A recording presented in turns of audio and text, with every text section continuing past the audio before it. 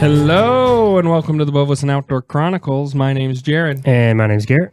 We're two brothers who love the outdoors, and we spend most of our money and all of our free time on our adventures.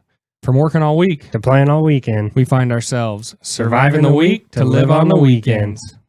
I got to say, that's probably the best one we've done. Yeah, we better just clip that and put that in the episodes That's after probably this. the best intro we've done in, I don't know, 6 months maybe. Yeah, Oh, no, maybe 6 episodes. Maybe not 6 months. probably ever. Like Ever. gold standard. So who do we 3 have months. in the studio today? I don't know. I've never met him before. You want to introduce yourself, sir? Yeah. So I am Sam Bretz. I'm a chef and forager, and I am also a relative. What? So this is my surprise to you. Is I was on 23andMe. Son, I'm not calling him daddy. it's quite the 2025 shakeup. So Sam, you're a professional chef. And how did you pick that career path? Hold on just a second. Well, I think we're skipping over the relation here. Oh, okay. You're our cousin. Dad's side. Your mom is our aunt. Yes. And you're between Garrett and I. You're younger than me? Yeah. 94? 93, but towards the end of 93. Towards the end of 93. So Yeah. we're not quite a year apart. Right. Okay. And then Garrett's 95. So Represent. are you older than Ash? Yeah. Yeah. So it goes me, you, Ash, No, Garrett? no. It goes Jared, Sam, Joe, Ash, Oh. Garrett. Yeah, you are a twin. I was gonna say. We are forgetting Joe. Right. And I'm technically older than it. 17 minutes counts. Counts. So yeah, we have this outdoor podcast and we talk about mostly hunting and fishing stuff on here, but it is an outdoor podcast and we've talked to you in the past about getting you on. I do want to, for future episodes, we'll probably dive into more of the cooking chef type of roles, maybe specifically aimed towards the leaner meats and different stuff with wild game. But for today, Sam stopped by my yard, and I don't know if you know what Montana looks like, but he found these in my yard. He foraged them. Yeah. That's right. Yeah. Definitely not like some snow on the ground. But we wanted to talk to you kind of about your foraging. You do have a company that you forage with, right? Yeah. How you started that, how you got into it, how you make sure you're not going to die by eating something that's wrong or you shouldn't be eating, Right. or how you make sure what you sell your customers isn't like, do you taste it first and wait and you're like, yeah, that's a good one. You go for that. 100%. That's what that's what I'm known for, is the guy who just still hasn't died. So, like, just eat what he eats. So I guess, and Well, I think it's important to mention that he's a professional chef. So that ties into his foraging thing. So we were getting to the same stories. We were just taking a different I approach. just want to introduce him that we know he's our cousin, not just like leave this weird, like, yeah, he's related to us somehow. Yeah. Yeah. Fair enough. Yeah, no, that's fair. Yeah. So, yeah, he's also a professional chef. And you left, I'm going to say town, because we all grew up in the same town. You left town, 12 years ago? Yeah. Yeah, I went to culinary school in 2012, so a little over. Yeah. And then you've been on quite a bit of a journey. Different chefs. You went to Holland, maybe? I went to Copenhagen, Denmark. They all the that's all good. European countries just kind of, Yeah. No, I'm not.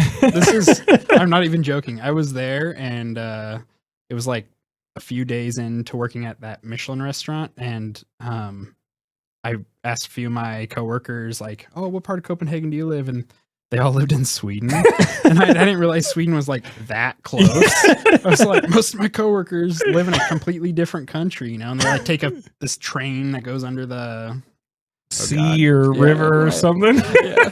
You can't remember. I was focused on the cooking. Those were long days. It was 9 a.m. to 2 a.m. So what were you doing on that? So I was just doing like a temporary employment there, just for a short gig, but I kind of did it all. I worked every station. It was like for experience to work in a Michelin restaurant and type of thing. Yeah. So we would do like 25 course dinners sometimes.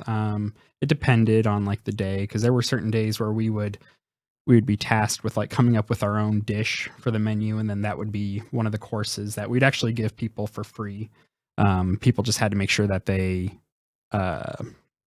would like get their feedback from them, and then it would kind of help build future dishes for the tasting menu. So I had a few of those, and then I'd work different stations throughout service depending on what was needed. So sometimes we'd have maybe 12 people to 16 people working.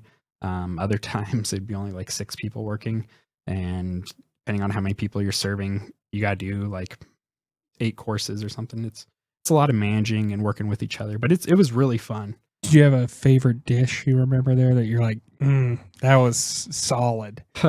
You know, this is probably going to sound like full of myself, but my last test dish that I made, so there was a lot of people that they didn't want to be picked for a test dish. I don't know. I think maybe the pressure of like creating a dish through your normal prep and then having to present it, and they put it on their social media, and they have like, I don't know, like 200,000 followers or something on Instagram. So maybe that stresses them out, but I really wanted to try to challenge myself while I was out there. And I came up with this one dish. It was my last day. And it's, oh God. All right. So the night before, and I'm living in hostels over there. The night before, I swear to God, I had this dream of this dish, and I was like, man, like it just clicked for me, this dish where I was going to have, it's hard to explain, but it's a blackcurrant gelée and a wild fennel gelée. What's a gelée? A gelée is kind of like a set fluid, almost. You can gel Jell-O? things. Yeah. Is it a fancy word for Jell-O? Gelée. Basically. Okay. Yeah, basically. All right. Our viewers aren't going You to know got to what dumb it gelée down is. for Jared and Yeah, Gail. people are not gonna. There's care. this gelée. It was Jell-O, guys. He made a Jell-O out of fennel. Fennel Yeah. Jell-O. Yeah. Okay. I basically just made a molded Jell-O. Like it looks really pretty, and it's a fresca course. It's supposed to split the dessert and the savory, so it kind of refreshes the palate. Yeah. And a lot of people, when they eat at those places, they'll see like a dish and it'll be like 3 bites. But I mean, you're eating 25 courses, like you're going to be full at the end. You get a lot of food. 25 courses. Yeah. Yeah. And it really wasn't that expensive. It was $100, $100. So is it in Denmark dollars? Are they on the EU? Francs? Is it francs? What are they paying over there? So they have their own. They aren't like using the euro. I don't know what the rate is now. I think last time I was there, it was 80 per US dollar or something like that. What is their dollar called? Gosh, what is it? It's been a while. I have a bunch of them. Kroner, Danish kroner. Oh, yeah. A lot of places are kroner. You had this dream of this dish that you made. Oh yeah. Sorry. And fennel Jell-O. Yep. And was it like a VeggieTales dream? Was the fennel animated with a face? Oh yeah. This is how you make me, Sam. I'm a little shocked. I was like, jelly me, did Sam. you get a hold of my therapist? Like, how do you know so many details about VeggieTales in my dreams? I wish this had googly eyes on it right now. Yeah. It's so fun. So keep staring at me. Where does your passion for becoming a chef come from? Like VeggieTales. So I get to work that day, and the person who was scheduled to have their test dish actually quit that morning. It was just, I mean, I think people were kind of getting an idea because she was not putting in like any prep or effort into it. Because usually you knew a few days ahead just in case, so you could like buy product and all that. And the owner, we usually had like 3 or 4 meetings in the day. And the very first meeting at 9 a.m., he's like, all right, so so-and-so quit. So Sam, I know it's your last day, but we're going to have you do a test dish. And I was like, oh, dude, hell yeah. Because, man, I just had that dream. And it turned out exactly like how I was dreaming. And that dish was just very special to me. It was a challenge. Like they push you a lot there. They don't accept mediocre, and everyone there is pushing each other. And I really appreciated that. And so like you want to do a dish that you're proud of, and people, they would say like, oh, is this Michelin or like, it's basically just asking like, are you really pushing yourself? Are you going to that extra standard? Because a lot of cooking, especially at that level, is you're faced with a lot of, do you go the extra mile to make it perfect, or is it good enough? And Michelin comes down to making sure that's perfect for every dish. It's not just, it's not just like, oh, it's good for the photo shoot, and then everyone else gets something that, like, oh, this doesn't look like what I saw in the photos. No, like you are getting the experience. So it's not like the McDonald's picture where you have the big juicy burger. Yeah, it's the real deal. Yeah, and it's one of those things. It's more of a show than it is like just eating dinner. You got to look at it as like, it's for people who enjoy like performance. Yeah, it's not for you just go have a dinner just to have a dinner. You don't go there to have your big 26-ounce ribeye and your baked potato. Right. Yeah. And like there's just it's a place for it. Not everyone has to be into high-end fine dining and the art of it, like just not everyone goes to the opera or something else. Like it's for the people that are into that, Mm-hmm. So some people, they get really confused and they be like, well, it doesn't even look like what I'm used to eating or something. It's like, yeah, you're just not the clientele. That's not bad. It's just like, like I personally don't go to the opera. I don't enjoy it as much. There's nothing wrong with it. Extremely talented. But fennel jello, right up my alley. Hell yeah. So yeah, that's gelée. So that's quite an experience then, from that reach into fine dining. So did your love of foraging, did that come like at the same time? Yeah, was that before or after you went to overseas? It was definitely before I went overseas. It's kind of when I first moved to Oregon. Walk me through that, because when you were here, you guys didn't do a lot of like outdoorsy stuff. Like we grew up doing stuff every weekend, if you will, that was right able, And so how do you go from like not doing much here to moving to Oregon and starting to forage? Did you see a flyer? Like what piqued your interest? Well, I think it's a combination of things. I will say like the very first kind of experience I had with foraging growing up was, as you guys know, with like grandpa, he would go and we'd pick gooseberries and stuff. Yeah.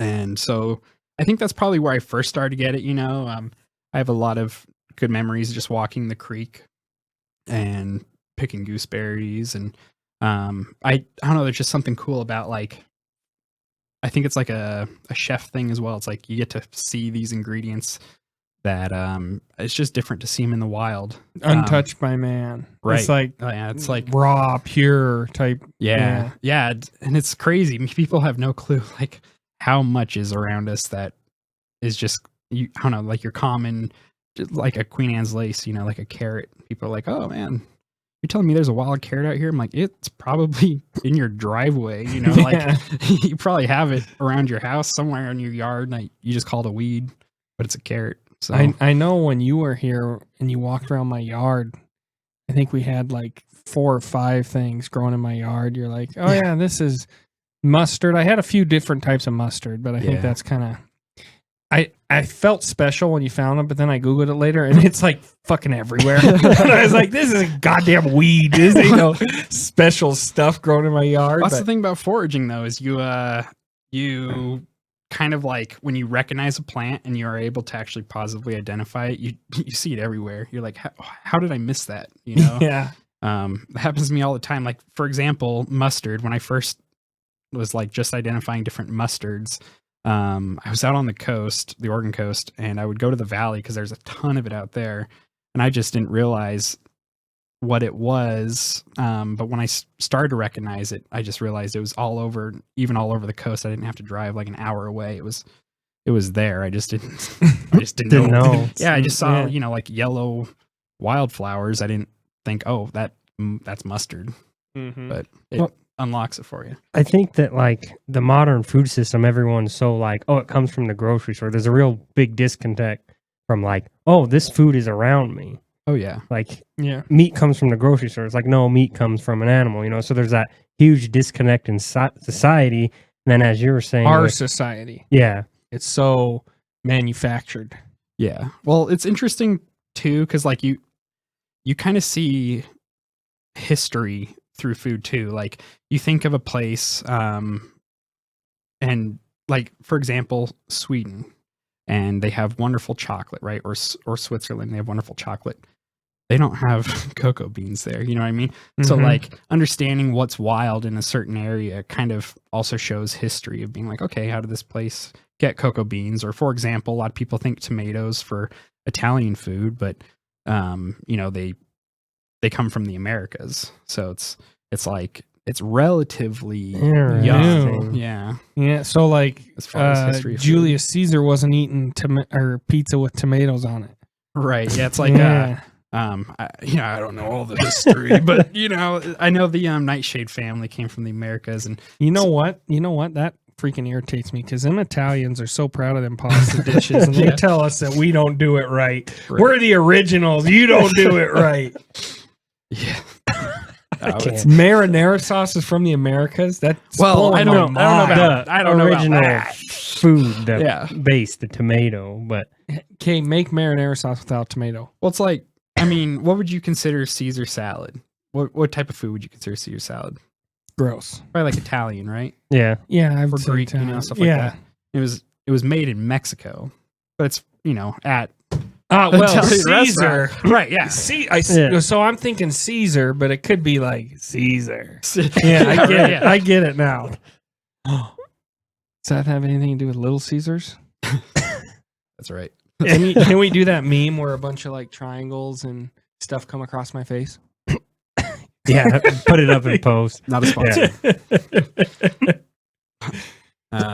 But yes, actually, to come back to what we said earlier about like where foraging kind of started is when I moved to Oregon. It was just such a different climate than what I was used to here.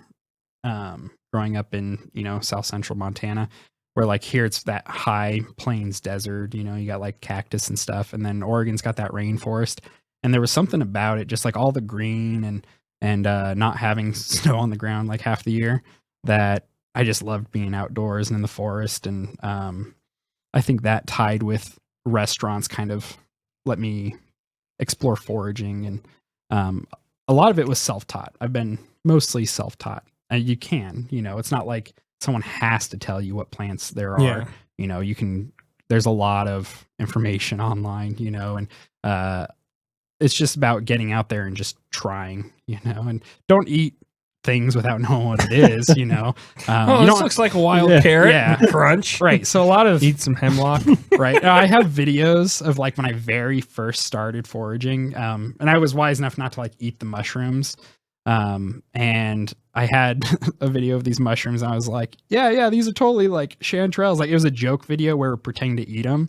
And looking back, I'm like, half of them were chanterelles and the other half were not.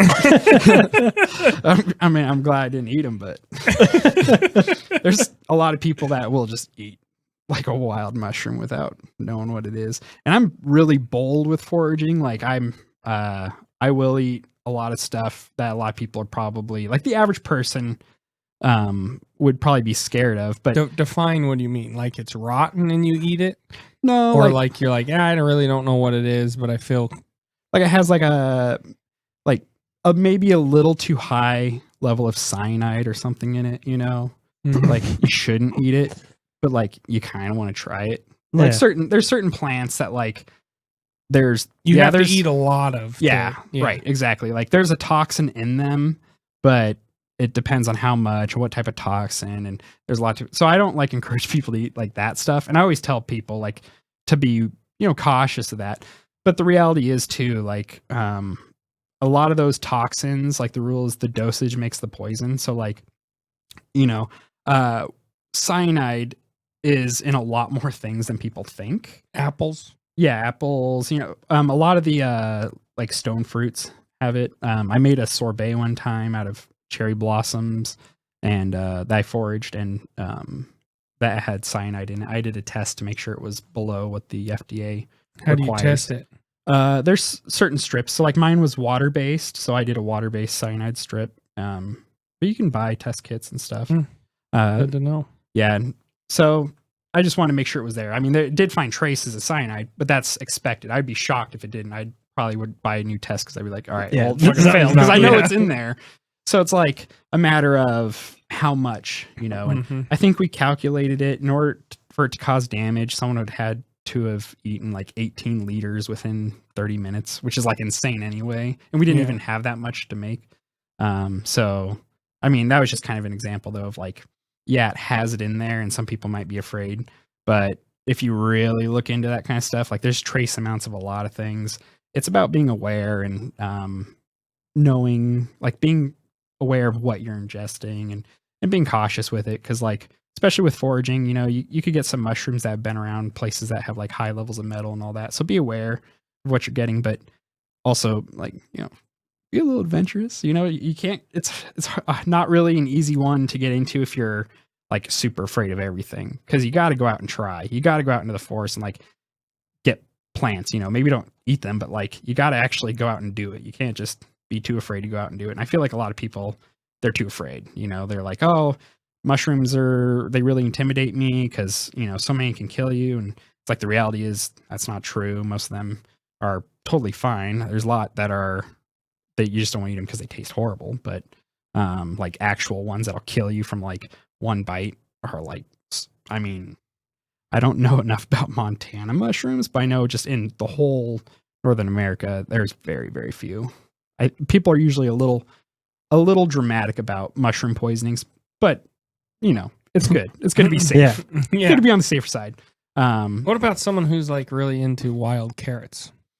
Like what about people that are how into wild carrots? Like they like to go forage wild carrots. So one thing about wild carrots though is that you got to be very safe with them. It's actually one of the things I don't really suggest people harvest themselves initially. It's good to get an idea, maybe look at them, but honestly, they're usually even too tough to eat anyway. Like they're very fibrous. Imagine a carrot that's been sitting in the ground for like 5-10 years. Going to be very fibrous, but it does look almost identical to the deadliest plant in North America, poison hemlock. And it's like very similar. So I don't usually teach people to go out looking for wild carrot and stuff because, a lot of people, they'll go out and they'll be like, oh yeah, that looks like carrot. And that one, I think I read it's like a sliver the size of a dime is enough to kill an adult male. That's what grows all over where we catfish. Yeah. And I think that's what happened to Quench. Oh. Because there's two types of hemlock, right?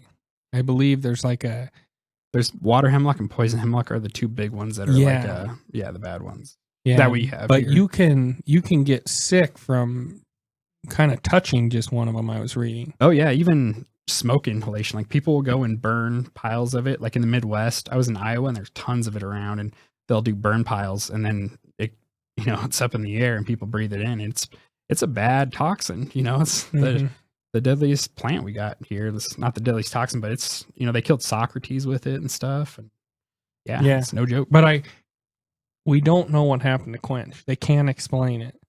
When he got that sick, yeah. When he got that sick, but we were down there. It was, it wasn't growing, but I'm sure it was. Yeah. And maybe he had a bellyache or some, and sometimes dogs eat a chunk of. Interesting.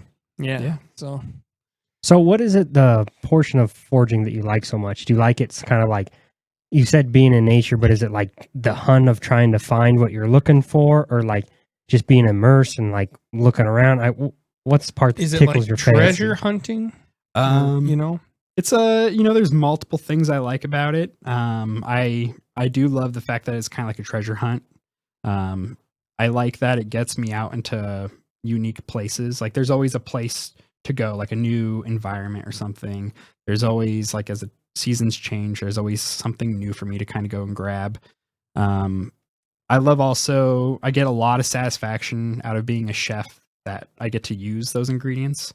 There's just something cool about like being on a cliffside foraging nodding onions for my steak dish, you know, and then like plating it up super nice and like a high-end restaurant theme and then presenting it. And it's like this thing that, you know, they're just amazed by it and all this. And it's like, I get to kind of showcase these ingredients that are growing around us. You know, this isn't some like, I'm not bringing bananas in from like some other country or, you know, like this is as local as it gets.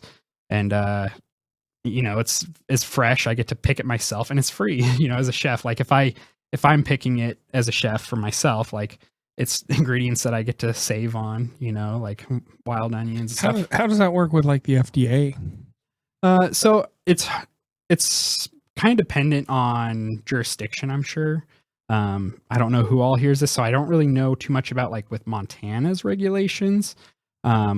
There's not as much as you think. Not as much as you think. Do you have to be certified in something or have a license, or is there? How do I phrase this? What keeps you from going and picking what you think is onions, what could be death onions, right? Back to an earlier episode, and putting it on a plate with steak. Like, how do I know that you know what you're doing and then you're selling it to the public? Right. So there is different licensing and stuff, but a lot of it, I think, is a lot less of if someone knows what they're doing, which, like, let's be real, like, it's a lot less of that. So it is kind of I'll be honest, like, it is a little bit of a scary thing. Like, there's a bit of trust. What I do say is, I suggest restaurants that they buy from reputable sources, because there are bigger foraging companies that'll ship across the country, and there's a lot of options out there now. So like that's a great way to go about it. So I wouldn't, like, ideally, you know, you're not dealing with chefs that don't know what they're doing, but it happens. Mm-hmm. You know, like look at that place that, you know, the people ate the morels and they died. So like in Montana, there is like a little bit of trust involved in the process. But it was like poorly kept mushrooms, right? Well, they served them raw, I'm pretty sure. And a lot of mushrooms, the vast majority of mushrooms, you have to cook and process. Yeah. A lot of them have like toxins that break down at certain temperatures. Because we've foraged and eaten morel mushrooms before. Oh yeah. Morels are great. Yeah. And that's the thing too, is like, I don't want people to be afraid of morels, because it wasn't really the morels' fault. It was how they prepared them. And it's usually not an issue for your average person. If you're dealing with mushroom health related things, it's a lot of people that maybe have like liver issues and stuff like that. Like it's not something, you know, it's not gonna be great to eat a raw morel anyway. But you're at kind of a higher risk if it's like liver and stuff like that. You will probably just get like sick or stomach ache, maybe throw up. But I can't imagine you would just die. You know what I mean? It's not to like that level. Like they're not out there dying from morels all the time. No, you know? Right. I thought it was a kind of an oddity, and I didn't know if it was the morels, because I have some people that know, like the owners and the See, I've heard mixed things. Yeah. The raw morels make sense to me, but I don't know the full story. So I have a feeling, kind of what I heard had something to do with food prep, like contamination from food that gets cooked, you know, kind of like you would get salmonella or something like that. I don't think it was a toxin. I think it was, they died of like bacterial infections of some sort. Gotcha. But don't quote me on that. I just, again, that's kind of the same thing, kind of through the grapevine. Yeah. And yeah, it's hard to like track some of that stuff down. A lot of people think that foodborne illness is like this thing where you eat something and a few hours later your stomach's a little upset, but like real foodborne illness like tears you up. I mean, a lot of people, they'll get hospitalized. Oh yeah. Yeah. It's no joke. And it happens too, not on the time scale that a lot of people think, which is unfortunate, because I hear a lot of restaurants and they'll get slandered because they'll be like, oh, you know, I ate there and then that night I got pretty sick, or I felt like I had an upset stomach. I'm like, it could be because you ate like 3,000 calories in like 10 minutes and like all this horrible stuff, and your stomach's having an issue. But a lot of times, you know, it could take days before you're actually sick. It could be something you ate 3-4 days prior that suddenly you're now feeling sick. But a lot of people, they'll be like, oh, it was just the last thing I ate. And it's like, that's not how foodborne illness works. It has to like build up and yeah. So, but it's a serious thing. A lot of people, I think it's because of that though, it's hard to track. You got to think about like, oh, what all have I eaten in like the last 4 days? And yeah. So, it's hard for them to find out how exactly, some of this stuff happens, like the mushrooms and all that. I mean, they're really good at it, but it's not an easy job for those health inspectors. So you left Montana, you kind of got into foraging, it kept you outside. I'm just assuming that some of the restaurants you worked in, maybe that was talked about a bit, or you were around it a little bit before you started. I don't see how you just like flew there and you're like, I'm going to go look for weeds, Yeah, right. Yeah. So how would you tell somebody that's never done it before, what's their first step to get into it? Besides get out there. Okay, I'm Bovasin Outdoors #1 fan, and I'm like, yeah, I want to go look for death onions or carrots or mustard, whatever we talk about today. Wild yams out of the yard, and where do they start? Where does that person take step one? So I think a great place to start is looking for some local identification books. They have good books that are just great for photos. They'll tell you kind of the environment, what time of the year you should find some of them. And I would just go out into the forest with one of those books and just spend some time. That's what I did when I started. I just went out there. I had no clue what any of the plants were. And I just had a few books with me, and to kill some time, I spent a few hours out in the forest and identifying different plants. And the first few, because there's certain plants that you're going to find everywhere, like little Western bittercress and a few of these others, a lot of mustards and stuff where those are like the easy ones, the starting ones. Like when you start to recognize those and you see them all over and you're like, okay, that's usually where I think a lot of people start. And that kind of comes with just usually a local identification book. You can even get one at your library. And I mean, there's tons of identification books out there now. And you just go out there, look at some photos. I also would take photos of them and go online. There's a lot of forums, Facebook pages, just people that are interested in the same stuff. Post it, take the information with a grain of salt, because it's also a bunch of amateurs on those pages usually. So don't take everything they're saying as the word, but it's a good way to kind of give you some guidance and learn some things. And just spending some time on some forums, I'd say, is like a really good way to just ease into it, especially if you're too afraid to like go out and like get plants, or for example, like this isn't a great time to be out in the forest. It's so cold and snowy, and there's not a lot that's growing above ground. But the forums, or just going online, doing some reading and just kind of getting prepared. And the next thing you know, like come spring and summer, you're out there hiking and all of a sudden you're like, oh shit, I just read about that. Yeah. Like, oh, and that happens to me all the time. That's how I found my first patch of nodding onion, is I'm like, I've seen the photos in books and I've seen it online. And then when you first come across it, I'm like, I swear to God, that looks just like that. And then I looked it up and I was like, no shit. Yep, that's what it is. And another great thing is apps. There's a lot of identification apps using AI.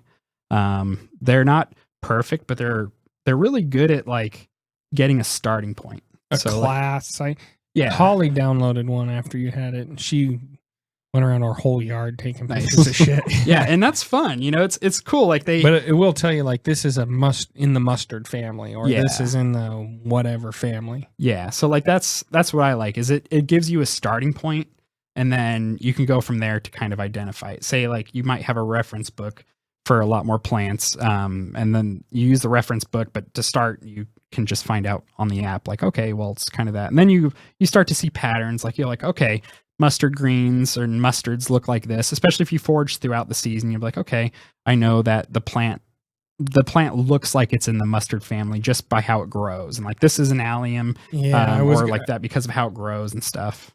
I was gonna say that just from, and I'm not a forager, but I kind of same thing from Grandpa Wayne. I think I'm a little more adventurous than you. Like, As far as eating stuff you find. yeah, I'm like, I think that's edible. I'm going to try that. Yeah, you know? But there is this kind of framework or this pattern, right? Like even gooseberries and currants. Once you kind of recognize that leaf pattern, the branch pattern, the berry, how they look, where they come off on the branches, you can see other currants around that might not be exactly like the gooseberry that you were eating, but you're like, at least for me, I'm like 80, 90% sure I can eat that one and I'll try it. Right. You know, I won't eat a bunch of it at first. I'll eat a little bit and then it's like, you know, okay, yeah, that was, you know, after a day or two, yeah, that was fine. But even with plants, like onions is something, and like wild onions, wild garlic, it's kind of like what's happened to me with the mustard thing. I see it everywhere now. Oh yeah. Like I see it everywhere. And before I just would walk by and not notice it. But now, I can, like, there's certain characteristics of these plants that I know are edible. And I'm like, I know that's in the mustard family. I know that's probably some type of onion by the top of it. I know that, you know, and that's when I go smell it, or, you know, I'm definitely on the side. I'm like, I'll try it. I'm not going to eat a bunch of it, but I'll try it. Yeah. Well, luckily, I mean, they're really, especially where we're at, there's not a lot that you need to worry too much about like just killing you. There's, like I said, there's plenty of stuff that just doesn't taste good. Like you're not going to enjoy it because it just doesn't taste good, or it's really tough or bitter. But for the most part, it's not like, I feel like a lot of people think like 80% of the plants can kill you and you just got to find the select 20. It's like 95% of the plants and mushrooms are totally fine. And there's 5% that are really, really bad for you. So I love just identifying the really dangerous ones, you know, like, I didn't see, just because of where I lived, it wasn't a great environment for it, but I didn't see like a deadly mushroom until I think a couple years into foraging. Because people will say like, oh, the Amanita muscaria, the like red ones with the white dots, I don't really consider those to be like deadly. Usually it's not an enjoyable experience. I haven't done it myself, but I know many people would enjoy it. But people are like, oh, that's deadly. It's not like what people think when they say not deadly. hemlock Like, deadly. yeah, like, I mean, sure, if you eat like a ton of them, you might die. But like, yeah, like hemlock, you know, you should identify the ones to stay away from. But for the most part, there's not a ton that are super, super dangerous. What about death caps? Oh yeah, so that's the deadly mushroom I saw. Yeah, because you have the main like deadly ones in North America. They call them like the deadly four, like the deadly angels or something like that. I don't know, because I don't keep track too much of like other environments. Like I don't know. I'll be honest, I don't know about like all the mushrooms in Florida. You know, like I'm not that level of it. Yeah. So I can mostly speak just for like Oregon and like Pacific Northwest. But yeah, like the death cap. It's funny, I actually found that in my ex's yard for the first time. I was like, I think I recognize that. Yeah. And a lot of people think that like deadly mushrooms are like these bright mushrooms, or you'll hear things like, oh, stay away from like yellow mushrooms or red mushrooms or something. But that doesn't really play any role in mushrooms. Well, because I actually talked to a mushroom a guy? really cool mycologist. Yeah. About it. Did he make tinctures? I don't know. Maybe. Now Alan Rockefeller, he's a really cool mycologist. Yeah, he's on like talk shows and all the time. Like he travels. Does he have glasses? And like a weird like little golfing hat? Was he on Joe Rogan? I think I don't think he was on Joe Rogan. Okay. There's some guy on there. Yeah, I know who you're talking about. I think God damn, I have his book too. That's what's bad, is I have his book. And he's such a good mycologist. It's the on the spot thinking, you know. Because this is live, you know. Yeah, right. Yeah, exactly. Hard cut. Yeah. But so like I asked him about that with the colors and all that. I'm like, well, someone was saying that it was red, you know, like that would be bad. And he was explaining, he's like, well, that's just not how the mushrooms, like that's not part of the process. Like berries, if it's a certain color, it's to attract, you know, things or keep things away. Mushrooms, they're not digest. They're not like supposed to be eaten by animals. Like they can, and like some mushrooms, sure, like a truffle is supposed to be eaten, but it's not like the color's purpose isn't to bring be in attracting predation. things to be eaten because it's releasing its spores.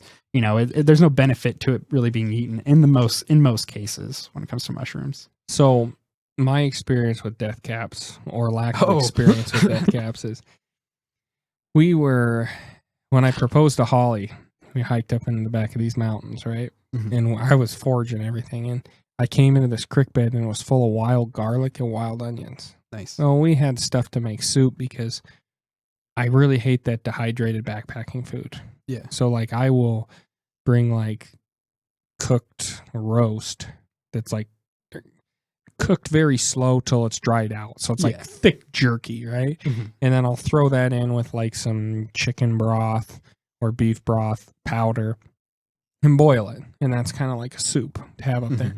Well, we had all this stuff we were foraging. And I mean, it was like nuts. It felt like I was in a grocery store. Like, or you hit that point and you're like, this is how people lived off the land. It's like this type of shit, right? Like as soon as you start recognizing it. And then I'll tell this right after this one.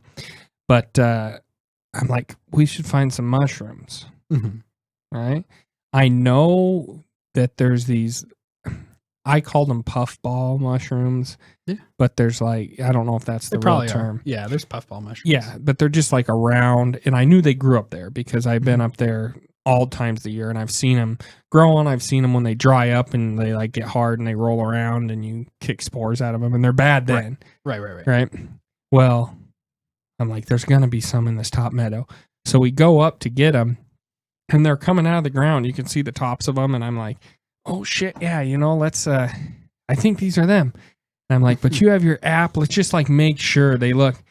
And the app scanned it and it split the screen. It said death cap or puffball. Like it couldn't identify the difference. One or the other. Yeah. So I'm like, well, we need to figure this out. So I Googled it, and when those death caps are coming out of the ground, it's like damn near impossible, unless you really know what you're doing, to tell it from a puffball that's just coming out. Like in that stage, they were like, it's kind of like a toss up, right? And I'm like, I don't think we're gonna have mushrooms tonight. We're not rolling the dice on this one. Yeah, So a lot of the risky family, like the amanitas, they come from like a bulb usually, and before they break, say that if you have a mushroom that has a veil, before it breaks, it kind of looks like a nodule sitting on the ground. So yeah, it's a thing that people mistake quite a bit for that. Another one is matsutake, which is a wonderful mushroom, and it grows mostly underground. But that's one that when it starts to pop up, that people will think they're getting a matsutake, but they'll be getting, something deadly. But I also feel like a lot of people, when you get to looking for matsutake, because it's more, I would say, a more advanced mushroom to look for. It's a little more like prized and well kept, like secret wise, like, oh, I got a matsutake spot. And because a lot of the times you're trying to get them while they're still in the dirt, it's at that point, hopefully that person knows like what a death cap looks like and how to identify a mushroom that's just starting to grow versus like a puffball. If they don't, do some research. Yeah. So the other thing I wanted to bring up on that trip, because I have him here. Fair enough. And I did try something that I did like maybe about 6 minutes of research on, and I'm like, I'll try it. Right. All right. Is old man's beard. Oh, yeah. Have you heard of that at all? Uh-huh. Yeah, I've used it in the restaurant. Okay. So there's a ton up there, and we picked a lot. Mm-hmm. And what I read on it was people make a tea out of it. Right. Yeah. So that's what we did. A tincture. Well, now this is when we first showed up, like we hadn't spent a night yet. So right before the first night, I'm sick. My guts are screwed up. Mm-hmm. And this is like, we had the soup, but again, I don't think it was right. It was too quick to be the soup with our onions and garlic. Yeah. I wasn't like puking it up. It was like my guts, right? Yeah, right. And they were locked up bad, and I was really sick. Well, we got back. We picked this beard I had in my pocket, this old man's beard, and I'm like, well, let's try it. We're up here, Mm-hmm. And we put it in, and it makes like, I don't know if you've ever done it. It makes like a thicker like milk, turns the water white. Oh, really? and No, I haven't. it's thicker, Hmm. like a whole milk. It's not like thick like cream. It's Right. just It's just got some body to it. yes, yeah. it's more viscous than just water. right. And Interesting. I thought in your head you're like, it's going to taste kind of like milk, and it tasted more like sweet steak kind of, Interesting. right? Yeah. Different than how I did it. Immediately cured my guts. Oh, nice. Weirdly. Like Yeah. it was like I drank it and we're sitting there and it's like lower gut pain and we're hanging out watching the sunset or whatever. Mhm. Gay shit like that you do Right. on a proposal trip. And all of a sudden it was like my guts just like let up, Right. felt good, right?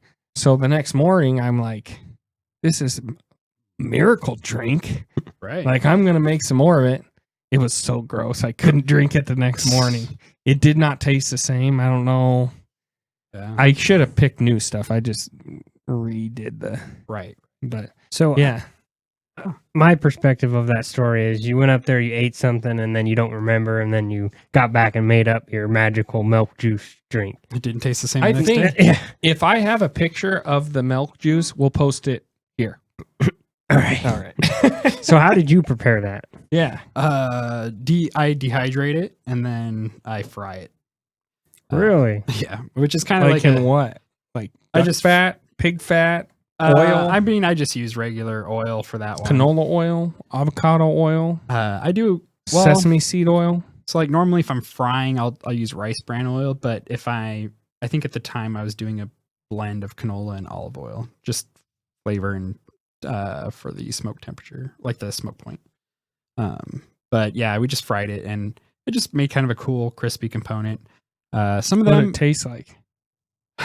well, honestly, a lot of stuff tastes the same when it's fried and has like salt on it. Yeah. So I wouldn't say It tasted like fried oil and salt. Yeah, there wasn't a lot to it at that point. And I probably I'm definitely interested in trying other applications for it. It's just that's at the time we needed a fried component and that was kind of like a cool fried component. Like because sometimes with the tasting dinners we'll do certain themes or something. And that one just kind of went with it. We were doing a foraging one and I was like, I need a crispy component. And I was out foraging for mushrooms and there was a ton of the Olds Man beard around. And I was like, I'll just grab this and then I'll fry that up. Did you know of it before you decided to grab it? I did, yeah. How did you learn about it? Honestly, just Googling. I'm sure at one point I just Googled more and more about lichens. It's something like I'm always trying to learn more plants because like I'm not like I don't know every plant in the world, and every mushroom. So it's an ongoing thing, and lichen is one of those I would love to dive into more. It's just that there's not a lot of especially like Western culture, because it is used a bit more in other cultures, but there's not a lot of lichen use over here. But we have a lot of lichen, especially in Oregon. Yeah, that kind Humidity. of humidity. Yeah, so like I'd like to do more with lichens, but I haven't really dove into that as much yet. So is there a specific thing you like to forage more than other things? Like what's your bread and butter? Do you like looking for mushrooms? Yes. Yes. Yeah. Oh yeah. Porcini mushrooms are my favorite. The king boletes, they're just really, really fun. They're massive mushrooms when you find them and they grow really fast too. They're usually worth quite a bit of money. And like if you get them and they're not like wormed out and they're pretty young. And what's kind of cool too is, or I guess more just interesting, but when I'm out there, there's a lot of Russians and other Eastern Europeans, but a lot of Russians. And they forage. There's a lot of Russians that forage in the Columbia Mountains for the porcinis. And then as the season changes, they head to the coast and forage them there. And every time I take a class out there, because I'll like teach a foraging class, and I tell everyone, let's arrive as early as possible so we can beat the Russians. And everyone always laughs. And they're like, what are you talking about? And then when we get out there, and there's a lot hear, of Adidas tracksuits out there. and a lot of them I run into, they don't speak any English. Oh. And so like, you'll hear them just speaking or like yelling Russian back and forth from like, as they're out picking, and they'll have their like 5-gallon buckets and they'll just go and pick. And, you run into them in the forest and it's awkward, and you run into some other, because you never know. Like some people are really cool, and they'll like even just give you a wild mushroom that they found, and other people, it's like you're out here in the forest with this person and they're not happy that you're in their spot, so it'd be the same thing if I go out in the forest to my mule deer spot and I come over the hill and there's somebody there. I'd be like, you better speak Russian, dude, because I'm right. Now I always tell people, I'm like, the worst thing we could see out here right now is another human. Like, we're good. But so do mushrooms, mainly the part of the mushroom that springs up, that's like the reproductive part of the mushroom. So once you find out where your mushrooms are at, is that like the same every year? They'll be in that area then? It depends. Usually, yes. I always go back to old spots. But the mycelium doesn't like live for forever. There's some myceliums that'll last only a few years. Some will last like 20 years. So it depends. And also depends on the season. So I'll have a spot that will do really well. And then like 2 or 3 years, we're just not getting as much moisture. So it never really pops off. And then another year we'll have a ton of rain and all of a sudden that's really going crazy. So it you almost have to kind of like read the seasons as well. Like, okay, like, is there a bunch of rain coming up? What's the temperature at night? And then you can go back to your spots that you found before, and most of them will probably be popping at least a little bit. But there are definitely spots that they just won't pop up anymore. Or, maybe they got overpicked, because there's plenty of spots where you go out there and you'll find other cut mushrooms and stuff. So it may not be you. Someone else could have just came through and just wiped it out and killed it off somehow. But for the most part, usually the spots will come back every year. So, what exactly is in a foraging kit? Like, what's your gear when you're going out? So it depends on what I'm foraging. But say if I'm foraging mushrooms like porcinis, I'll usually. So there's a hot debate on whether you should pluck a mushroom and cut it after, or pluck a mushroom or just cut it from the base.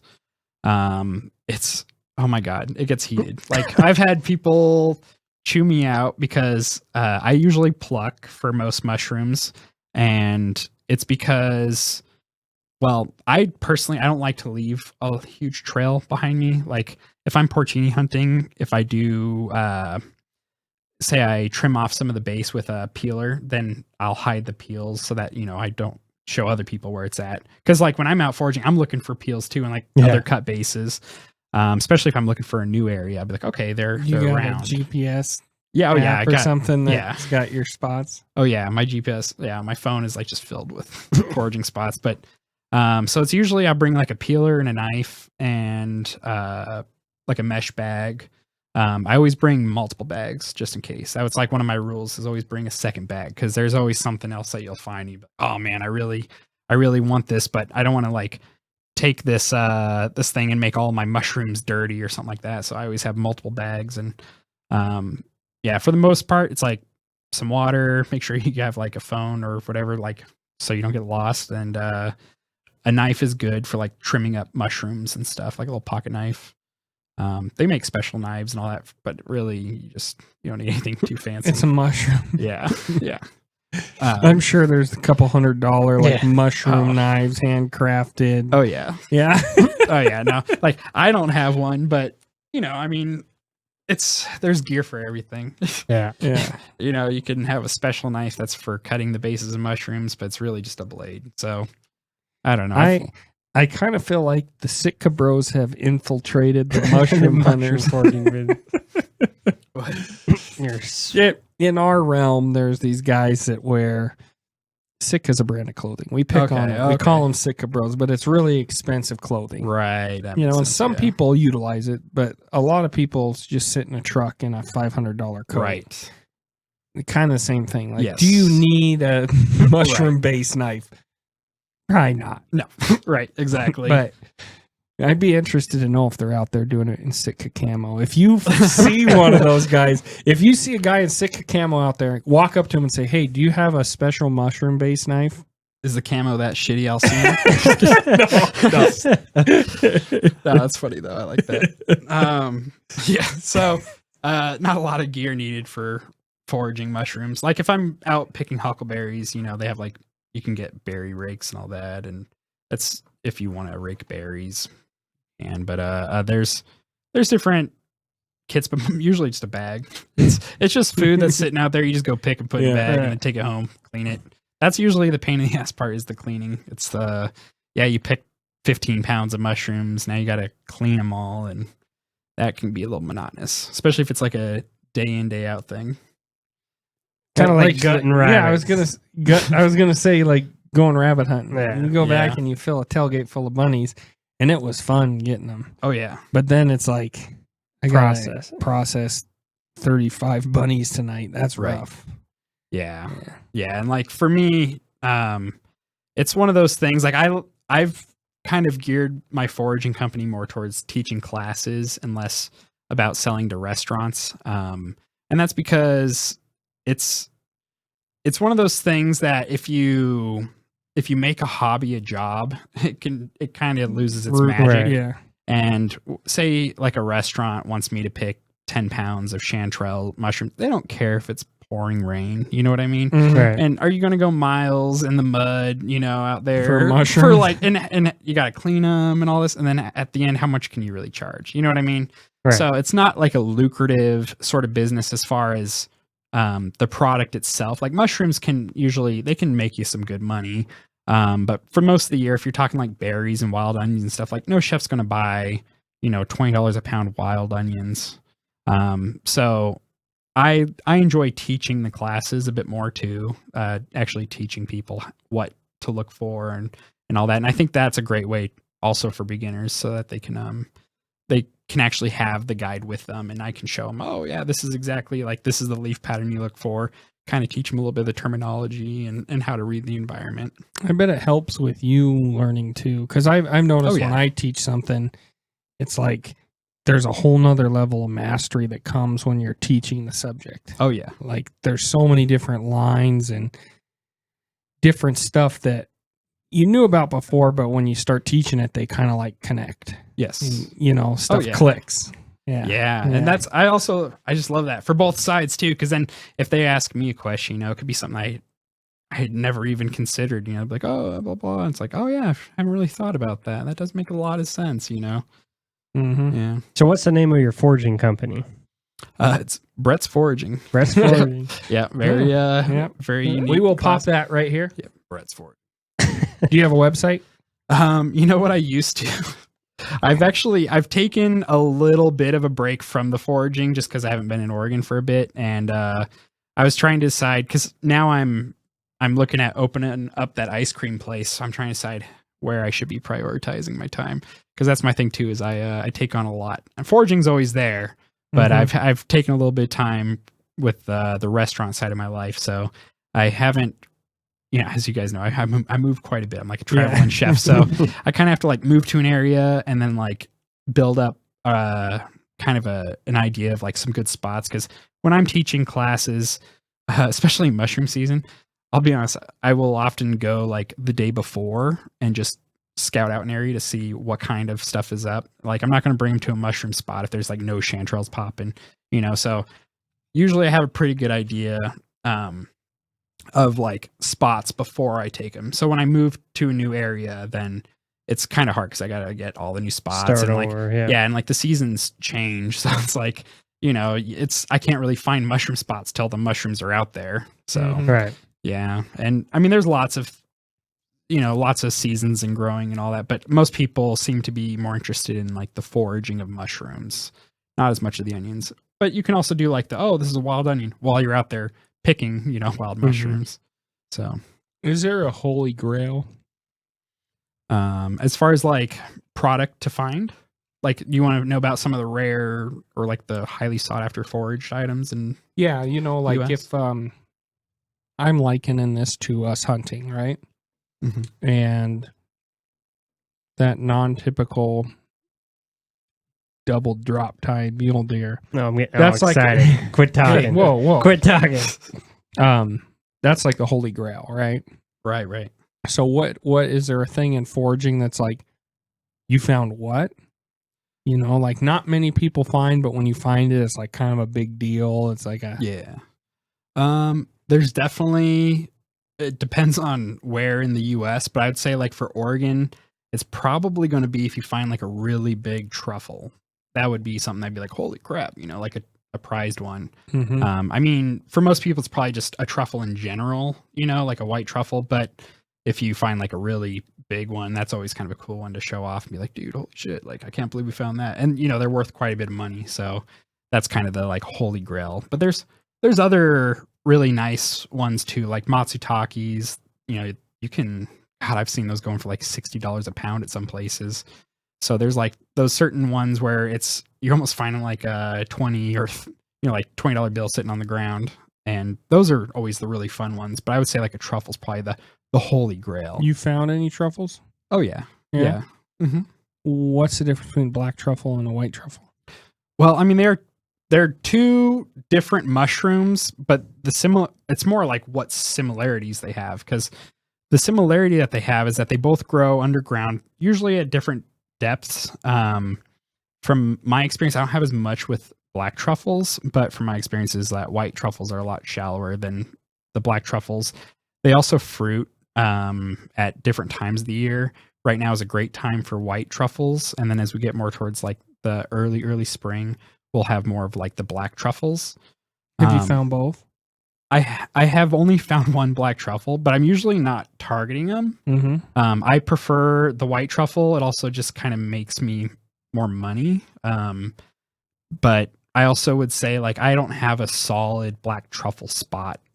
White truffles, I do have a few like good white truffle spots. I don't know. It's also because like that time of the year, I'm usually like when black truffles are really going crazy, a lot of times I'm usually getting kind of early spring greens. I'm kind of focusing the menu towards like green stuff. So like mustard greens and wild onions, you know, you got like watercress. So I don't usually get a lot of black truffles, but the white truffles and the black truffles, they have a very distinct different smell. White truffles are very, like a lot of people say Oregon white truffles smell like gasoline. And then black truffles kind of have like this sweet depth to them. It's not as strong or as pungent as a white truffle. I do like black truffles. White truffles are okay. I think as a chef, I've just been burnt out on them. Like you smell that gasoline white truffle smell, and like in culinary school, you dump a whole thing of white truffle oil and polenta and all that. And you just kind of, you have that enough times, you just get sick of it. Yeah. Yeah. You just, like I'll forage them, but I'm not usually the one who's eating the white truffles, but I'll pick them. Mm-hmm. So you like picking mushrooms are your favorite to forage for. Is there anything like coming back to your chef side that like you like that flavor? Like anything you forage that you really like to cook with? Yeah. So I would say like, because porcinis, they're one of my favorite mushrooms for multiple reasons. Like the flavor of a porcini is so good. I mean, it's not just because they're really big mushrooms and they grow really fast, but their flavor is insane, like very tasty. Roasted or even dried. And you can buy dehydrated porcinis. Usually, I mean, you can even find them on Amazon, but like fresh porcini, that's really nice. Yeah, there's some very, very tasty wild items. I'm a big fan of wild onions. So, like, do they taste different than like regular onion, or what are you talking about? Like, why are you a fan? Why a wild onion over just an onion? They do taste different. I've never had them side by side. So when I have a wild onion, I'm like, it tastes like an onion. Yeah. So, right. So it's kind of, it really depends, I guess, on what you're looking for out of it. So like in the eastern part of the US, and well, I guess more like in like the Chicago area, you've got ramps, and those are a type of wild onion, wild allium that it's highly sought after, and they aren't cheap. And I often will get them shipped in for the restaurant just because, I don't know, they're just amazing. But what makes them amazing? Is it a different flavor profile? Right. Or it's a very similar flavor profile because it is still an onion, but it is different. It's almost like a heartier green onion, like it's a more pungent flavor, and it's a more firm onion than a green onion would be. but it's like the same. I mean, it looks very similar. So like, as you can see with those, like with the bulbs and the green, it'll look almost identical, but the flavor, it is just like stronger. The plant holds up a little better. So say if you like grill those, they aren't going to really hold up. They get really soft and weak, like a green Kind of onion would. mush, yeah. Yeah. Yeah. And like the ramp has like some strength to it, you know? Mm. Yeah. Yeah. But it's, I mean, it's the same as saying like, cause like a leek and garlic and onion, they all taste similar because they're all alliums, but they have a different flavor. It's not really something I think, it's just very difficult to explain. It's more like you just have to try it like side by side. Yeah. Yeah. Cause it is different, you know, even like a wild mustard, like wild arugula is going to taste different than like a store-bought arugula. It's just hard to really describe it other than like actually go out and trying it, you know, like some of these things like, okay, well, it's a little spicier, but you really don't know until you get it side by side. Yeah. Yeah. And that's my issue is any of that wild stuff that it's kind of like, I know this is a wild onion or I know this is wild garlic because it tastes like garlic or it tastes like onions. Right. And whereas if I had a store-bought onion or store-bought garlic to go, okay, what is the taste difference here? You know, Right. Taste, palate cleanse, taste. What am I, you know? Yeah, well, you're talking to Jared and me who have very underdeveloped palates, right? I mean, Yeah. Sam's on a whole different level as far as taste and what flavors you can pull out of different ingredients. Yeah. I think what's kind of cool too about foraging is that you get to try these ingredients that normally you never would have. So like in the restaurant, you're given options like say I want to put a green on a dish and I want something with a mustardy flavor. Like I want something in that brassica family. You could get like a mustard green at the farmer's market.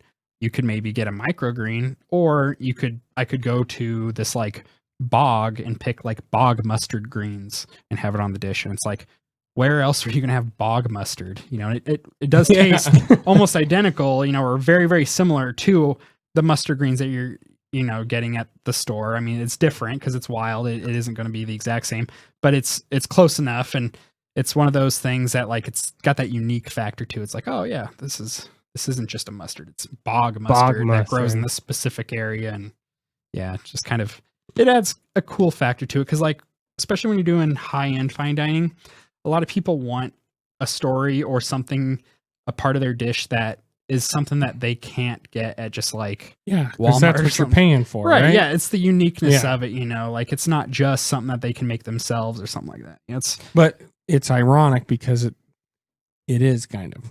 I mean, yeah, right. Like if they foraged it, knew the info that you walk by this bog every day, and you're going to pay me a ton of money to go pick a few and sprinkle it on your plate. Thing. Right.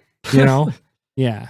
But so that's kind of funny and ironic, but very true point. Right. People take pride in what they eat. Like even with us, I like that we eat a lot of wild game, and I like that we're living off kind of what's around us, you know. And I imagine it's the same. Reason I have the big garden, right, is to add to that. Oh yeah, like we've had some meals this last year where it was no store bought stuff. Nice, which is like I don't think too many people care about, but that's kind of a badge of honor for me. Yeah. You know, and to take it the next level would be like if I could forage it all too, you know, but that would be really I cool. can't, you can't like forage wild corn, you know, it's not here. It's not here, right? Right. So if I want that, or like tomatoes, I know there's some water tomatoes. Treatment plant. I was going to say, I just found like some wild tomatoes the other day when I was out rock hounding, and it was like this super, super tiny bush with tomatoes. And I was like, dude, that looks just like a tomato, but it's so tiny. And I grabbed some and I was just doing more and more research. I'm still trying to figure it out because I don't know. I'm still trying to figure it out. But like, yeah, it's like this little wild tomato I found out in the field, and there's a few out there. So the identification apps weren't really able to help me too much. They just knew that was in the nightshade family and that it was most likely tomato, but it didn't really help me as to understand like the different varietals and all that. But it's a learning process. You know, you can find that you can still find plants and mushrooms and all that haven't been identified. I found one time. Really? Yeah, it's a white Amanita, and I found it actually pretty close to one of my white truffle spots, and it didn't really match anything in my identification book, so I brought it to the mushroom festival, and there's a bunch of like professors that come That over. sounds like just a giant, Dude, like oh, no. hippie fair. I mean, The mushroom fair. You know, mushrooms are a culture in Oregon. Yeah. But no, like they have, there's a lot of mushroom festivals over there, and one of them it's pretty renowned, the Lincoln County one. They have, or I guess it's not Lincoln. It's the Yachts one, sorry. It's pretty renowned. So I went there, and there's a bunch of these like professors that came over from Oregon State, and they were helping identify mushrooms and stuff. They have a bunch of reference books there, and you just like bring in wild mushrooms, and they'll help identify them for you. And I brought that one in, and they couldn't really figure it out, and so I went online, and I was asking Alan Rockefeller as well on one of the forums. And people were trying to figure it out, and he was the one who actually was just like, "Oh, that's actually not a identified one yet. That there's not a lot of research and money towards identifying like Amanita species.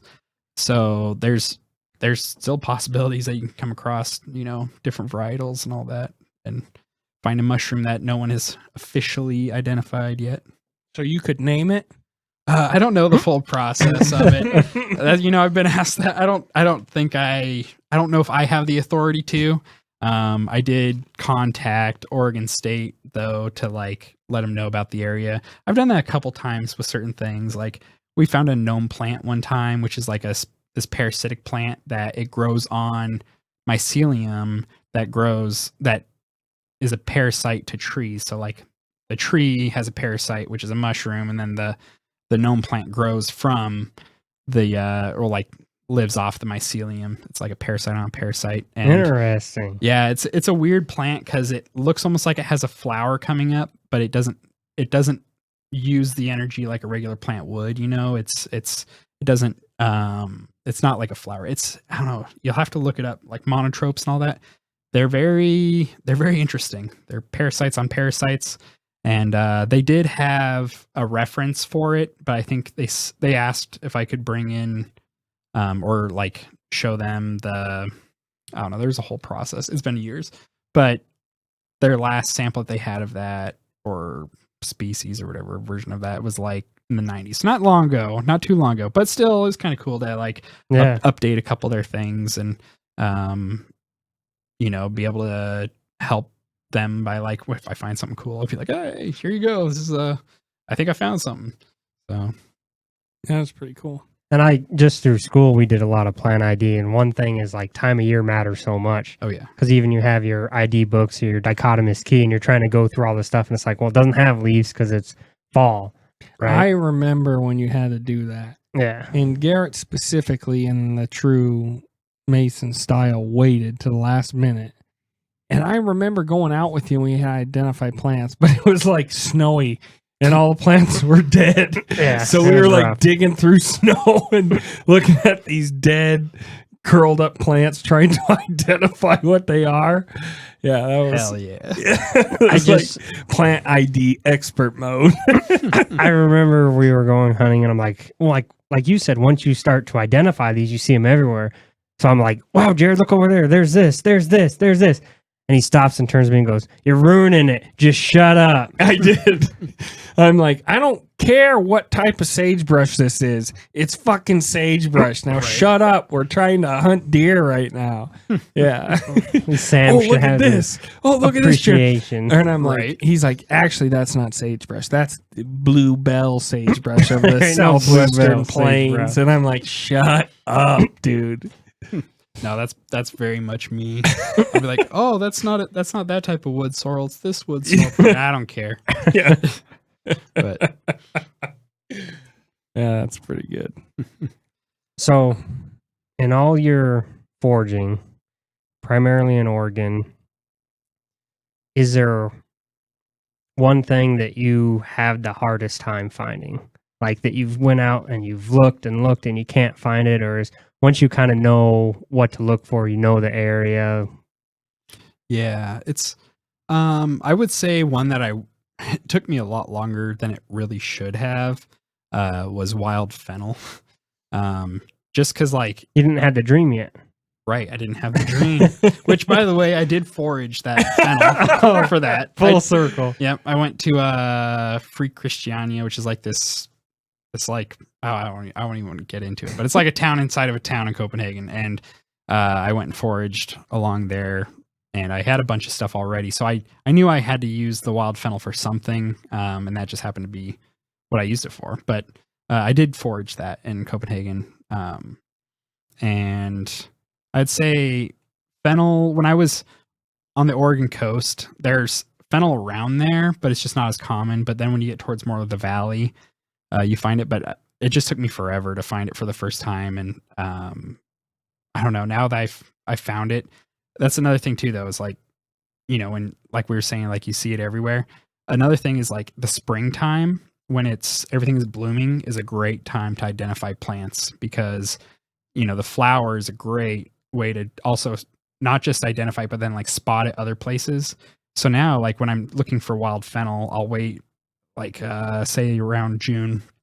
The fennel will be blooming this certain type of big yellow flower, like this big umbel of a bunch of little yellow flowers, and then you can just go through and find it. So now I see it everywhere. But when I was looking for it originally, it was not during that time of the year, and it doesn't really stand out as a plant. Like most plants, I'd say, don't really stand out. Just kind of the green background. Yeah, right. It just usually melts, and then when they bloom or something, then you're like, oh shit, I didn't realize that there was all this like fennel around here and all that. So, but fennel would be the one that took me forever to be like, oh my god. I mean, there's still plants though that I've yet to find that I like. Oh, I really want to find it. But, What's one? You know, I would say a lot of the mints. I do love mint, but some of the mints I haven't really found, even though like I know they're around me. More at this point, it's more like specialty plants. Like I've kind of covered the general stuff, but like there's some plants that are a little bit more rare. So for example, there's different types of huckleberries, and I think Oregon has like 12 or 14 different varieties of huckleberries, and some of them can be like in just very small areas. So that's kind of fun when you go to like a certain small area and you go looking, and then when you finally find it, you're like, oh shit, you know. But it's more of, oh, there's always more plants and mushrooms and stuff, and if you think you've identified them all, you definitely haven't. You know, there's next thing you're like, oh wow, I haven't seen that before. Like, or this looks like that, but that leaf pattern's just slightly different, and then you find out that it's just this one variety that lives in only this part of the state. You know, it's you never. I don't know. It's just there's always so much more to learn. You know, it's never ending. Kind of gives you an appreciation for the natural world around us, how complicated it is, how these families are all related, but they're slightly different. And going foraging, I imagine you kind of immerse yourself into that world. Well, and we're talking a lot of this foraging is for food, right? But there's a lot of medicinal plants that have kind of been lost. Really, it's like there's niche communities that kind of know about these, but it's not like back in the day. There was some common knowledge, like yarrow was one that used to be used all the time. That's just kind of fallen to the wayside, you know. And as soon as I kind of understood what yarrow was, I see it everywhere. Oh yeah, you know, everywhere, yeah. And like, and hey, Holly, chew on this. It's gonna taste kind of like cough syrup a little bit, you know. Chew on it. Yeah, it tastes like cough syrup a little bit, you know. And it's just there's so many of those plants out there. I do think I get a little conspiracy theorist here, but I do think there's I do think there's a path here with, like, we evolved on this planet to be able to sustain ourselves off this planet. We don't need, there's convenience items, but really all the stuff you need to survive is out there if you just know what you're looking for. Yeah. And not even just survive, but thrive. It's right. You know, it's out there. Oh yeah. You just need to know what you're looking at. And plants are hard because there's so many of them, and it'd take a lifetime, and you still never master it, but you might maybe master your region that you're in. But there's no way, Oh yeah. you don't live enough years to know it all. Yeah, I mean, there's literally no one alive that knows them all. If people dedicate their lives to even just one type of variety of just identifying the different types of that, it's insane. But that's one thing I love about it, is that there is always more to learn and more to identify. There's never an end. Right. It's like always a reason to get out there. Mm-hmm. I like that. So what I'm saying is we got to set up a meal where it's wild game stuff we forge. That's to me, that's ultimate badass. And you're looking at kind of coming back or heading out of here in earlier spring. That's why I'm kind of on you. We have pushed that a little longer. Maybe we can pull something off like that, or go out and forage or do something. There's just not a lot of that happening in South Central Montana. Yeah, right. I mean, and it's not like you can go outside of town and it's like, there's mushrooms, there's huckleberries, there's, like the pickings are a lot more slim. Yeah. But I also think that's kind of maybe a challenge, maybe makes it unique. Maybe there's some stuff that, like, I know there's stuff I walk by in the desert prairie, or high plains that is edible, that could be delicious, but you don't know, and it's kind of far and few between. It's not like lush. Right. Well, I think it'd be cool because, like, one thing that a lot of people don't realize, like, a lot of those weeds that, you pick out of your yard, a lot of those are wonderful edible plants too. Like, a common weed is creeping wood sorrel. People have it all over the country, and it's one of the tastiest ones. It tastes just like green apple. And so, like, sometimes you don't have to go far. You can forage right in your backyard. Just make sure your neighbor's not spraying Roundup. Yeah. Like, I wouldn't eat the stuff out of a sidewalk, but you can identify it, and learn about it and stuff from there. Like, you don't have to go out into the forest. You'd be shocked at how much stuff you can find in even just like a downtown area. Well, just like we made a salad when you were here this last time with what's it called, lamb's ear or hound's tongue, or what I'm It's like a hound's tongue. It's basically like a wild spinach. Yeah, what is it called? Well, it's also nicknamed like pigweed, and then was I right with the other lamb's quarters? That's what I was thinking. I don't know. Hound's tongue is like a very obnoxious, invasive weed. Is it? Right. Yeah. Yeah, it is. Oh well, I was close. It's a plant. Okay, give me credit there. But yeah, we made a whole salad with that, and that grows everywhere. Yeah, like everywhere. And then Grandma Ruth, she eats wild things. Yeah, I know. Yeah, she's got the not. I'll try it mentality. Yeah, she does. And even when after you left, she had come to my house, and I was like, "Yeah, this is the lamb's quarter that Sam was telling me about. It's like spinach." And she's like, "Oh yeah, we used to eat this all the time." And she just reaches down and was like, and I'm like, damn. Oh yeah, I see her do that at her garden. She'll just like see it, and to her it's a weed, but also she knows what it is, so she just like eats it. So I'm like, hell yeah, Grandma. So maybe it's in your blood a little bit. Yeah, that's right. But like, she used to eat that as a kid. Right. Yeah, it's like that knowledge that I think a lot of people are starting to kind of forget. Or in some niche communities, maybe rediscover. Yeah. I did teach a foraging class at to a tribe, which I thought was kind of cool. That is super cool. That's like kind of what, they would do, is like forage and teach the foraging. Yeah, you would think it'd be the other way around. Some whitey from Montana gonna go learn from the tribe. But, right. Yeah. I thought it was cool. That's cool. Really cool. Yeah. Really cool. But yeah, we need to do some stuff in the future. I think definitely. I think a forage / wild game meal, kind of like 100% off the land, would be just kind of cool. Yeah. Oh yeah. And then also, you're not just a forager. We also have you to prepare it. So it won't be a 25 course meal, but maybe we'll get some wild mushroom gelée. That's right. You got some mushroom jello in your future. which would be good. But yeah, I think that was. Well, I really appreciate you taking the time to come on, Yeah, Sam. it was really fun. Learned a lot, and I'm going to have to go back and listen to this and Google a lot of those words that you said with all those names. Porcinis. I thought porcinis were the yellow peppers. Those are pepperoncinis. Yeah, they're Close enough. Yeah, potato, tomato. Yeah, geez, they didn't even invent marinara sauce. I feel like the face you gave me though is like a gotcha moment. He's like, "Nah, dude, these are porcinis." I was like, "Damn it, man! How did he know? How did you know? I got a whole jar of them in my fridge right now. I put them on my salad. I just made that all up, man." Come to find out, he doesn't know anything. Which I do want to say too, just to touch earlier about like the licensing and all that. Like what we earlier were talking about. One thing to know too is like know where you're foraging at. So like a lot of licensing that you really should be paying attention to is like where you're, well, I mean, pay attention to all of it if you're going to do commercially.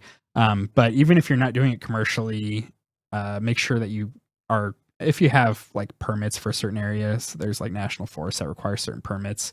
And it could be even for just a certain type of mushroom. So say like matsutakis, one forest might require you to cut them in half and you can only harvest like maybe like a grocery bag's worth per day. So it's good to know about your regulations and what you can do.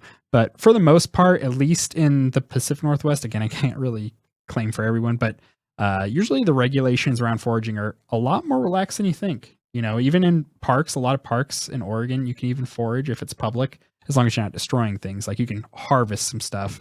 But yeah, digging giant holes in the ground looking for black truffles is probably not something they want you doing in a city park. Yeah, like I wouldn't like tear out huge things of stuff, but say if you've, I mean, in Oregon too, there's parks where they'll have like a pear tree, you know, and maybe they might have some like wildflower there. Like you don't clear them out, but you can pick one to identify and all that.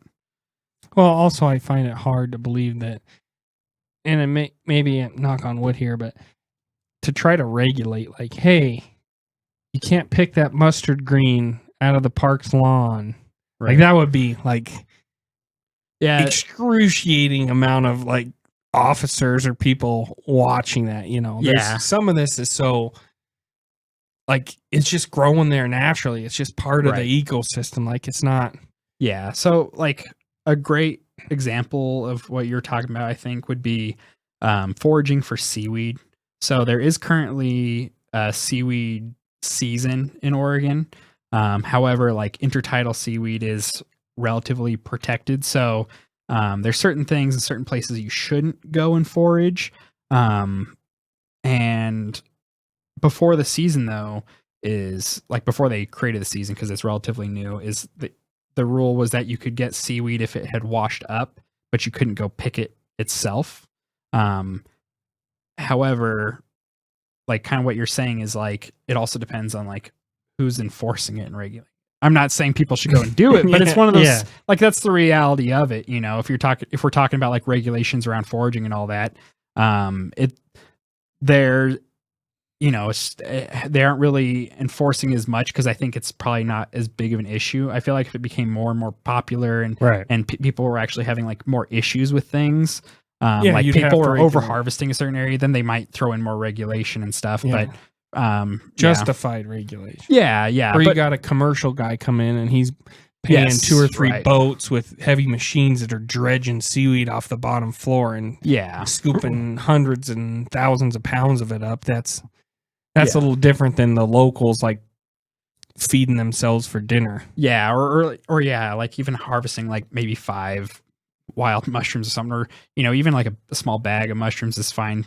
You're not like coming in and wiping out the whole ecosystem. You know, it's I mean, I'm sure there are people like that out there, but for the most part, I bet they wear Sitka and they have mushrooms. Yes, exactly, and they speak Russian. Now they, you know, a lot of people I meet that are into foraging, they have a certain level of appreciation for the forest as well. You know, it's if you're out there and getting to know the plants and all that, they tend to be people that I feel respect areas. A lot of people are passionate. It's kind of like when you run into a forest ranger they probably have a passion for being out in the forest and like being involved in that kind of stuff, or else they probably wouldn't have chosen that. You Yeah. know what I mean? Yep. I do. So, All right. Well, with that, I think we'll wrap up. yeah, check us out. We have Facebook now. We don't have Facebook yet. Oh, I thought you said we had a Facebook. I have a Facebook. I thought Bovasin had a Facebook. Not yet. Not yet. You're working on it. 2027. Social media guy. A couple here. of years out. Anyways, Instagram. Instagram, Big we have things. one of those. Yeah. TikTok, YouTube. TikTok, YouTube. Remember to share your shot, not your spot. Share your shot. You know what? We should think of something for the mushroom Yeah, thing. because you don't really shoot. don't really shoot. The But hardest part about mushroom hunting, shooting them, dun dun dun. sneaking up on them. Shoot your shot. What rhymes with shot? That has to do with mushrooms. I don't know. We can do this off there. Smoke your pot. Don't share your shot. Smoke your pot. Don't share your Is this just 'cause spot. of Oregon? Or? Yeah. Well, okay. I'm just assuming that a lot of the guys that are out there picking bags of mushrooms are, I feel like I would apply to. You know, a lot of people that I meet that are interested in foraging are honestly a lot of retired people. A lot of people that are out on their walks and hikes, and they're just looking to kind of identify some stuff around them. Yeah. So you're telling me the mushroom fair is full of Russians and old people. Russians and old people? There's in Oregon. Yes, comrade. Yeah. But we'll be surviving the week. To live on the weekend. That was kind of a rough ending. That there. was very rough. ending. jarring. All right. Check us out on TikTok. Instagram, YouTube. Remember to share your shot, not your spot. We'll have to think of something special with mushrooms since you don't actually shoot those. Pop your top, not your spot. It needs work. It That was- needs work. Yeah. Maybe that's a shirt we wear to Vegas or something. All right. Well, until next time, we will be surviving the week to live on the weekends.